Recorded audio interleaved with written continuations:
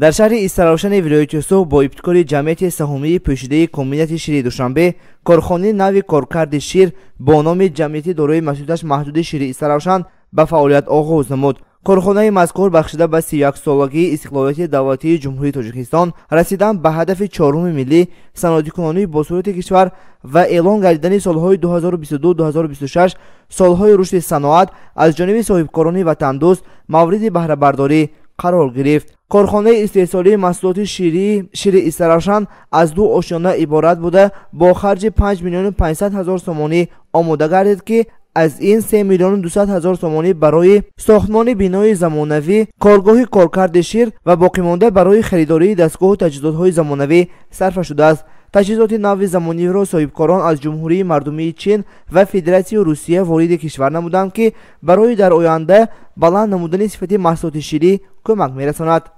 بهر عملی گشتن سیاست و هدف‌های جمهوری تاجیکستان و بخشیده به 35 سالگی استقلال دولتی جمهوری تاجیکستان و 5 ساله رشد صنعت جمهوری تاجیکستان، جمعیت سهامی پوشیده کمیونیته شیر دوشنبه تصمیم گرفت باز یک کارخانه دیگر قبول و کارکرد شیر را در شهر استراوشن به استفاده دهد. مقصد تشکیل کردن از آن عبارت است که پیش از همه جای کار دائمی با مردم محلی خریداری اشیاء خام وطنی و استحصال محصولات بلندصفت برای شهر استراوشن طبق قرار حکومت جمهوری تاجیکستان در تمام شهر و ناحیه‌های جمهوری تاجیکستان کارخانه قبول و کارکرد شیر تشکیل کرده شود. ما نیز تصمیم گرفتیم که برای عملی گشتن این اقدام پیشوای معظم ملت محترم امامعلی رحمان سهمگزار باشیم. به همین خاطر ما پیوسته دستگیری‌های حکومت جمهوری تاجیکستان را همچون صاحبکار پیوسته احساس می‌نماییم و ما نیز نیت کردیم و در عمل نشان داده ایستادیم که سهمگزار در رشد صنعت جمهوری تاجیکستان سهمگزار باشیم، در عملی گشتن همه هدف‌های حکومت جمهوری تاجیکستان بخصوص هدف 4 ملی صنعت‌کنی با سرعت کشور و 5 ساله رشد صنعت سهمگزار باشیم.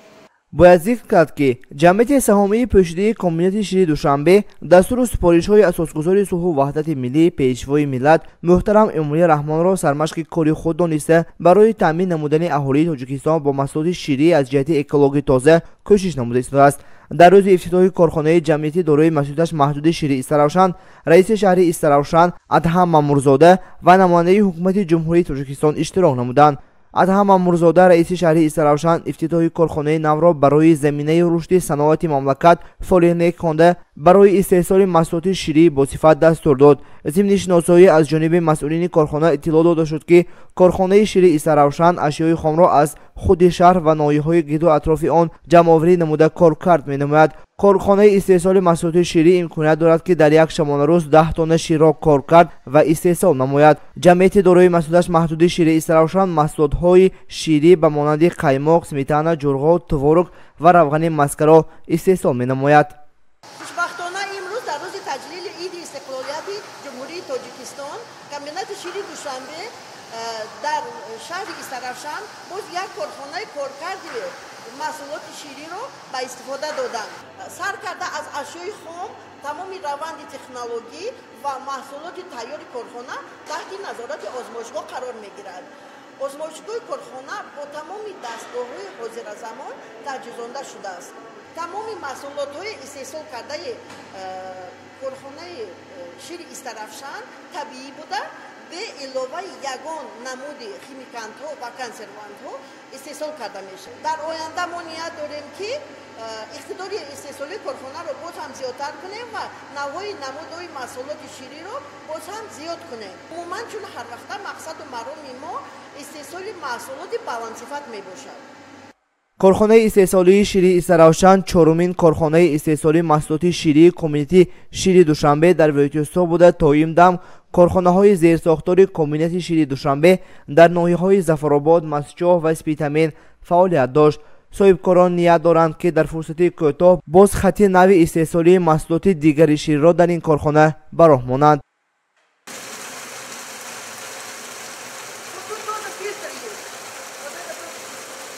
محصولات خام یعنی شیر به کارخانه با ماشین‌های مخصوص وارد گردیده به ظرف‌ها ریخته می‌شود. коре ки аввалин шуда иҷро менамоянд ин озмоиши шири ворид шуда мебошад. барои ин дар корхонаи шири Истаравшан озмоишгоҳи наву замонавӣ бо ҳама шароитҳои навин фаъолият дорад. маҳсулоти хомро таҳлилгарон аз чанд намуди озмоиш мегузаронанд. сараввал намуди ширро муайян менамоянд, гурӯҳи якум аст ё дуюм. баъди ташхиси маҳсулот шир ба дегҳои махсуси нигоҳдории он интиқол мегардад. раванди коркарди шир дар таҷҳизотҳо оғоз гардид. ҳар як дастгоҳи насб гардида дар корхона вазифаи худро дорад.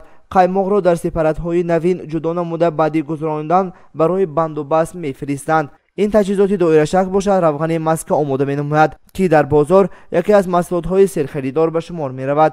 аслан дар комбинати шири Душанбе зиёда аз 84 номгӯи маҳсулоти ширӣ истеҳсол мегардад, ки корхонаи навтаъсис низ қадам ба қадам номгӯи маҳсулотҳои худро зиёд мегардонад. барои нигаҳдории маҳсулоти омодашуда дар корхона 2 сардхона ва 1 адад гармхона сохта шудааст. Азиза Олимова худ мутахассиси ҷавон асту бахши технологии коркадро хатм намудааст. имрӯз дар зимми Азиза Олимова вазифаи пурмасъул роҳбарии корхона меистад. бо баробари ҷавон буданаш донандаи касби худ мебошаду барои истеҳсоли маҳсулоти босифат кӯшиш менамояд. миннатдории самимонаи хешро ба пешвои муаззами миллат ҷаноби олии муҳтарам Эмомалӣ Раҳмон мерасонам, ки пайваста дастгири мо ғамхори мо ҷавонон ҳастанд. ман ҳамчун мутахассиси ҷавон баъд аз хатми донишгоҳи технологии Тоҷикистон ба содгоҳам шаҳри Истаравшан баргаштам. дар коргоҳи шири Истаравшан ҳамчун озмоишчӣ кори фаъолияти худро шурӯъ кардам ва айни ҳол хурсандиовар аст, ки корхонаи шири Истаравшан ифтитоҳ гардид ва маро ҳамчун роҳбари корхона эълон карданд. мо дар оянда кӯшиш мекунем, ки маҳсулоти хушсифати шириро бе ягон иловаи консентрантҳо истеҳсол намуда пешкаши аҳолии шаҳр ва инчунин вилояти сохт гардонем. коргоҳи шири Истаравшан бо бренди асил маҳсулотҳои худро истеҳсол мекунад ва маҳсулотҳои моро метавонед аз тамоми мағозаҳои шаҳр дастрас намоед. бо ифтитоҳ гардидани ҷамъияти дорои масъулияташ маҳдуди шири Истаравшан 50 нафар сокинони маҳаллӣ бо ҷои кории доимӣ таъмин гардиданд, ки маоши миёнаи онҳо 1500 сомониро ташкил медиҳад. дар корхона барои коргарон утоқи ивази сару либос, ошхона бо ҳамаи шароитҳо муҳайё карда шудааст. бояд зикр кард, ки ифтитоҳи чунин корхонаҳо барои рушди саноати кишвар як такони бузург мебошаду истеҳсоли ватанӣ пешрафта истодааст. агар солҳои қабл дар рахтаҳои мағозаҳои шаҳр маҳсулотҳои хориҷиро бинем, ҳоло бошад маҳсулотҳои ватанӣ ҷои онҳоро гирифта истодааст. маҳсулоти ватанӣ аз маҳсулотҳои хориҷӣ дар сифат ва бандубаст ягон фарқият надорад ва бартарияташ аз ҷиҳати экологӣ тоза буданаш мебошад. интихоб дар дасти харидор аст ва сокинон маҳсулоти ватаниро зиёдтар харидорӣ доранд. гузориши Фаррух Усмонов аз шаҳри Истаравшан барои барномаи иттилоотии Навид.